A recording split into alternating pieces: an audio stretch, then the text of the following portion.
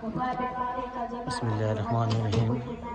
غنی الرحمان یوسف بھائی حاضر ہے آپ کی خدمت میں جاپان سے۔ ماشاءاللہ مولانا طارق صاحب آئے ہوئے ہیں ماشاءاللہ۔ حضور حمدہ نظم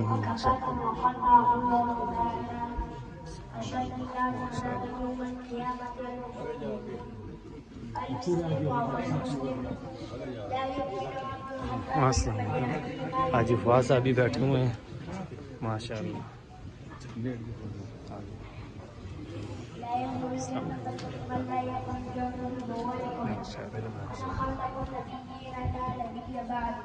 لا تقاتلوا ولا تدابروا ولا تباغضوا ولا تحاسدوا وكونوا عباد الله إخوانا. إن الإسلام يحضر ما كان قبله وإن الهجرة تحضر ما كان قبلها وإن الحج يحضر ما كان قبله. القبائل الإشراك بالله وحقوق الوالدين وقتل النفس وشهادة النفس أن قربة من قرب الدنيا نقص الله عليه في الدنيا والآخرة. ومن يسر على نفسه يسر الله عليه في الدنيا والآخرة. وما ستر منه ستره الله في الدنيا والآخرة. والله يعود العبد ما كان العبد في يوم أخيه. كل بدعة ضلالة.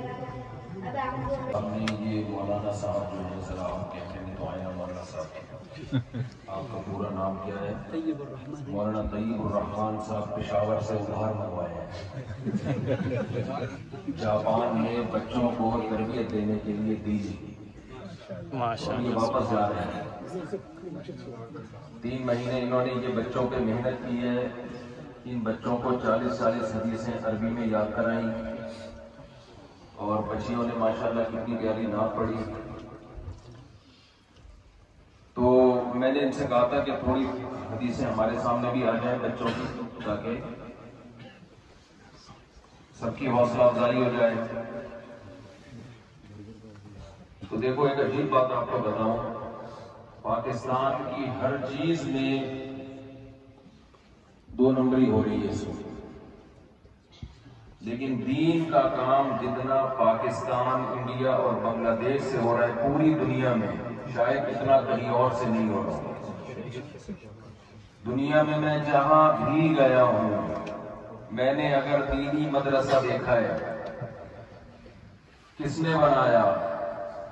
انڈیا سے فلاں مولانا آئے تھے، پاکستان سے فلاں مولانا آئے تھے، بنگلہ دیش سے فلاں مولانا آئے تھے۔ بھائی اس پہ پیسہ کس نے لگایا؟ کروڑوں روپے۔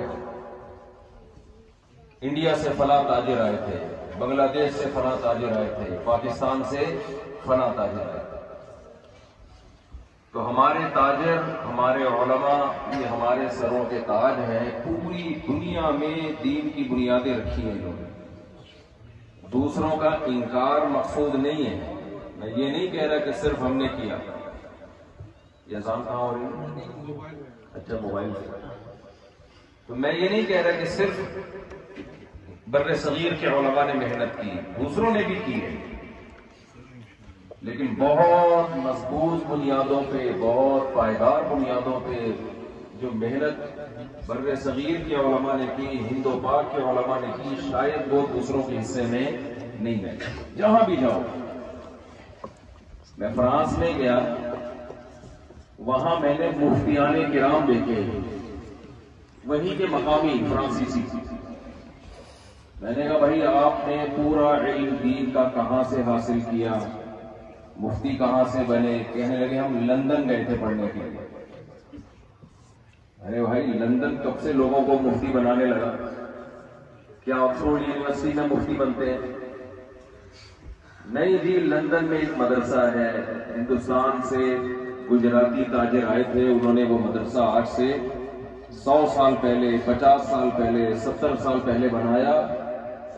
آج وہاں سے علماء نکل کے پوری دنیا میں، پورے یورپ میں اور امریکہ میں اور کہاں جا رہے ہیں۔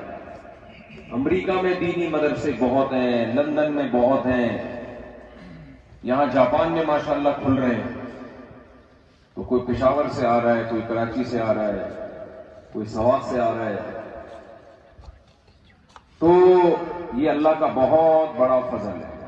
تو آپ لوگوں سے میں ایک گزارش کروں گا، درخواست کروں گا دیکھو یہ بچے میڈ ان جاپان ہیں اور یہ پروڈکٹ تیار ہو رہی ہے جاپان میں. قرآن مجید میں اللہ تعالیٰ کا ارشاد ہے وَمَا أَرْسَلْنَا مِن رَّسُولٍ إِلَّا بِلِسَانِ قَوْمِهِ لِيُبَيِّنَ لَهُمْ. ہم نے جس پیغمبر کو بھی بھیجا اسی قوم میں بھیجا. یہ ایکو کو ختم کرے. جس پیغمبر کو بھی اللہ نے بھیجا اسی قوم میں. علماء پیغمبروں کے وارث ہوتے ہیں. جس ملک میں آپ نے دین کی خدمت کرنی ہے جب تک وہیں کے مقامی لوگوں کو علماء نہیں بنائیں گے اس وقت تک جاندار اور مؤثر کام نہیں ہوگا. میں سمجھا پا رہا ہوں اپنی بات؟ تو اگر آپ اسلام کو زندہ رکھنا چاہتے ہیں، دین کو زندہ رکھنا چاہتے ہیں تو آپ کو دینی مدرسوں کو زندہ رکھنا پڑے گا. اور یہ دنیا کے جتنے مدرسے تمام کے تمام حکومتی تعاون کے بغیر چلتے ہیں. یہ لوگ چلا رہے ہوتے ہیں. اس میں علماء کی زندگیاں وقف ہو چکی ہوتی ہیں. تھوڑی تھوڑی تنخواہوں پہ پوری زندگیاں لگا دیتے ہیں. لیکن آپ پوری دنیا میں جاؤ جہاں بھی تانا ملے گا مولوی کو، یہ مولوی ایسے ہوتے ہیں، یہ مولوی ویسے ہوتے ہیں، یہ مولوی یوں کرتے ہیں، یہ مولوی ایسے ہوتے ہیں. مقصد کیا ہوتا ہے برا بھلا کہہ کے کہ لوگ علماء کو چھوڑ دیں. اور آج کل کے جو نئے نئے اسکالرز آ رہے ہیں نا، جو نئے نئے فرقے بنا رہے ہیں، لوگ ان کے پیچھے چلنا شروع کر دیں. تو بھائی کون سی فیلڈ ہے جس میں 2 نمبر لوگ نہیں ہوتے؟ کون سی فیلڈ ہے جس میں 2 نمبر نہیں ہوتے؟ سیاستدانوں میں نہیں ہوتے.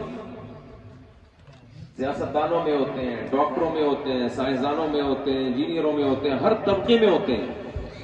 تو علماء میں بھی 2 نمبر بھی ہوتے ہیں، 1 نمبر بھی ہوتے ہیں.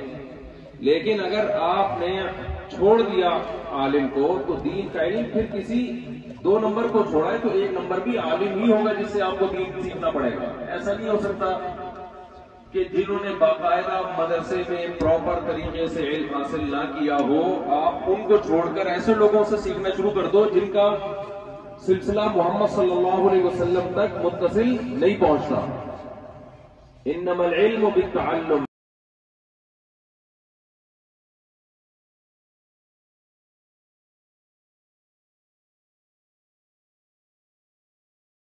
تو ہمارے نبی صلی اللہ علیہ وسلم 1400 سال پہلے جو قرآن میں سب سے پہلا حکم نازل ہوا نا، 2 حکم سب سے پہلے نازل ہوئے. نمبر 1 اقرأ باسم ربک الذی خلق، پڑھو، تعلیم کا علم، تعلیم کا حکم. نمبر 2 وثیاب، وہ کون دے گا؟ آگے بچیوں کی ٹینشن تو ان کی شادیوں کے مسائل اور وہ سب کون اٹھائے گا؟ باپ اٹھائے گا. اس کا 1 کروڑ لے کر خرچے 2 کروڑ کے ڈال دیے اس کے اوپر، اور بیٹی کو 50 لاکھ دے کر خرچہ 5 روپے کا بھی اس پر شریعت نے نہیں ڈالا. تو کس پر احسان کیا ہے؟ بیٹی پر زیادہ احسان کیا ہے. اور ادھر جو اس کے بھائی کو 1 کروڑ ملا تھا وہ تو ولیمے میں ہی چلا جائے. وہ تو جب رشتے کا پیغام بھیجے گا نا، ہو سکتا ہے اس کی لڑکی والے مہر ہی 1 کروڑ روپے مانگے. وہ کہے میں تو باپ کی ساری جائیداد کس میں جا رہی ہے؟ مہر میں جا رہی ہے. اور آگے پھر وہ جو گیس بجلی کا بل اور پاکستان میں رہے گا تو وہ جاپانی آئے گا. پھر ہو سکتا ہے آپ کو اسی سلسلے میں یہاں آئے گے، ہو سکتا ہے اسی سلسلے میں آپ ادھر آئے گا. اتنے خرچے آپ کے ذمہ بن گئے. تو آپ محمد صلی اللہ علیہ وسلم کے لا اور قانون کو اگر کمپیئر کرو نا آج کے قوانین سے، آج بھی پلڑا کس کا بھاری ہے؟ محمد صلی اللہ علیہ وسلم. 1400 سال پہلے محمد صلی اللہ علیہ وسلم نے قانون پیش کیا عبادت کا. ہر مذہب میں عبادت ہوتی ہے کہ نہیں ہوتی؟ ہندو میں عبادت ہے، جائیں گے مندر میں. کسی مذہب کا، عیسائیت یا ہندو کا خدا کی قسم مذاق اڑانا مقصود نہیں ہے. صرف بتانا ہی ہے کہ آپ کمپیئر کرو تو پلڑا کس کا بھاری ہے؟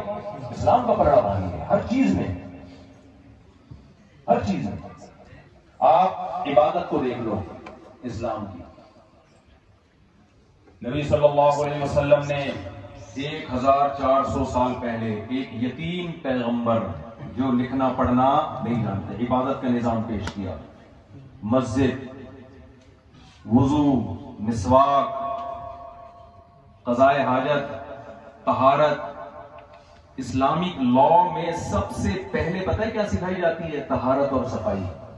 آج تو دنیا آرگنائزڈ ہو گئی ہے، ترقی کر گئی ہے. 100 سال پہلے تھوڑی زمانہ اتنا صاف تھا جتنا آج نظر آ رہا ہے آپ کو. 100-150 سال پہلے یورپ اتنا صاف تھوڑی تھا. کمال کی بات ہے ہم جو صاف تھے گندے